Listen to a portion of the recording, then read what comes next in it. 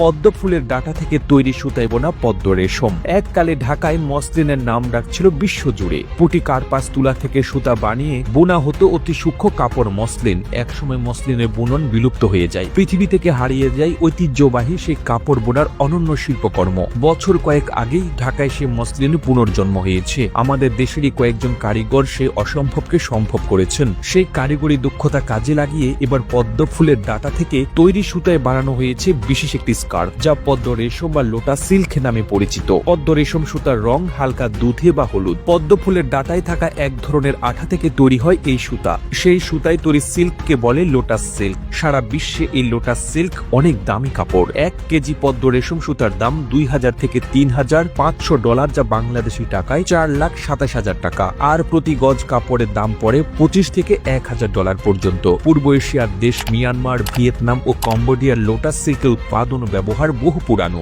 আমাদের দেশে লোটাস সিল্কের ব্যবহার নতুন।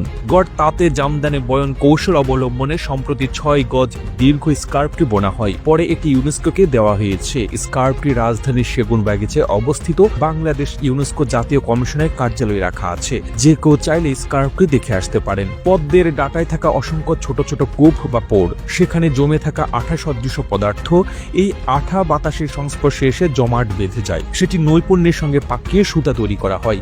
এই সুতা বাতাসে দ্রুতই শুকিয়ে যায়, রোদে দেওয়ার প্রয়োজন পড়ে না। এই সুতা থেকেই কাপড় তৈরি হয়। গোলাপি পদ্মের ডাঁটা পদ্ম রেশম সুতা তৈরির জন্য আদর্শ। অন্য পদ্ম থেকেও সুতা তৈরি হতে পারে। সুতি সুতা ও মালবেরি সিল্ক সুতার চেয়ে এই সুতা শক্ত, টেকসই ও শতভাগ পানিরোধী। তবে অধিক প্রসারণযোগ্য না হলেও এই সুতা কোঁচকায় না। এই সুতা প্রাকৃতিকভাবে উজ্জ্বল, কোমল ও বায়ু চলাচলকারী। এতে চমৎকার রং ধরে এবং যে কোনো রং করলেই তা আরো সুন্দর হয়। এই সুতা প্রাকৃতিক উপাদান থেকেই তৈরি হয়। এর উৎপাদন প্রক্রিয়ায় কীটপতঙ্গের প্রাণহানি হয় না। অন্য যে কোনো সিল্ক সুতার চেয়ে পদ্ম রেশম সুতা কাটা সহজ ও পরিবেশ বান্ধব।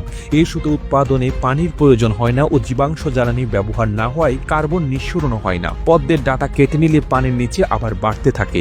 এই বৃদ্ধি প্রতিদিন অন্তত 6 থেকে 8 ইঞ্চি। ফলে প্রতি মাসে কম করে হলেও 5 বার পদ্মের ডাটা সংগ্রহ করা সম্ভব। ডাটা সংগ্রহ থেকে শুরু করে কাপড় তৈরি পর্যন্ত 1 মাস পর্যন্ত সময় লাগে বলে জানিয়েছেন পদ্ম গবেষক শিকদার আবুল কাশেম শামসুদ্দিন। সাধারণ পদ্মের 1-2টি ডাটা নিয়ে 1 ইঞ্চি পরপর ভাঙার পর যে আঠা নির্গত হয় সেটি পাকিয়ে সুতা তৈরি করা হয়। তবে এই ডাটার সংখ্যা বেশি হলে সুতা মোটা হবে, আর ডাটার সংখ্যা কম হলে সুতা সরু হবে। এই আঠার বৈশিষ্ট্য অনেকটা ফুটি কার্পাস তুলার মতো বলে আমাদের দেশের নারীরা সহজেই উন্নত মানের সুতা কাটতে পারেন। আর সেটি প্রমাণও করেছেন ফরিদপুরের কানাইপুরের রনকাইল গ্রামের নারীরা। মাত্র 3 দিনের প্রশিক্ষণে তারা চমৎকার সুতা কাটতে সক্ষম হয়েছেন। মাস 6 আগে এই নারীরা সরু সুতা তৈরিতে সক্ষম হয়েছেন। বাংলাদেশে সাধারণত আগস্ট থেকে ডিসেম্বর সুতা কাটার ভালো সময়। পদ্ম ফুলও এই সময় ভালো পাওয়া যায়। এই সিল্ক উৎপাদন কৃষির সঙ্গে সরাসরি যুক্ত হওয়ায় গ্রামীণ নারীদের জন্য আয়ের নতুন উৎস হতে পারে।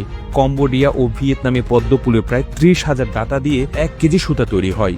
আমাদের দেশে মাত্র 15,000 ডাটা দিয়ে ওই পরিমাণ সুতা তৈরি সম্ভব বলে জানান তাঁত বোর্ডের পরিকল্পনা ও বাস্তবায়ন বিভাগের প্রধান মোহাম্মদ আয়ুব আলী। প্রতিবেদনটি তৈরিতে তথ্য ও উপাত্তের সাহায্য নেওয়া হয়েছে জাতীয় দৈনিক প্রথম আলো প্রতিবেদন থেকে। আর এতক্ষণ আপনারা সঙ্গে ছিলেন বিশ্ব বাংলার। সেই সঙ্গে আপনি বাংলাদেশের কোন জেলা থেকে এই ভিডিওটি দেখছেন আমাদের কমেন্ট করে জানান। আমরা পরবর্তী ভিডিওতে আপনাকে ধন্যবাদ জানাতে ভুলব না। এতক্ষণ বিশ্ব বাংলার সাথে থাকার জন্য অসংখ্য ধন্যবাদ।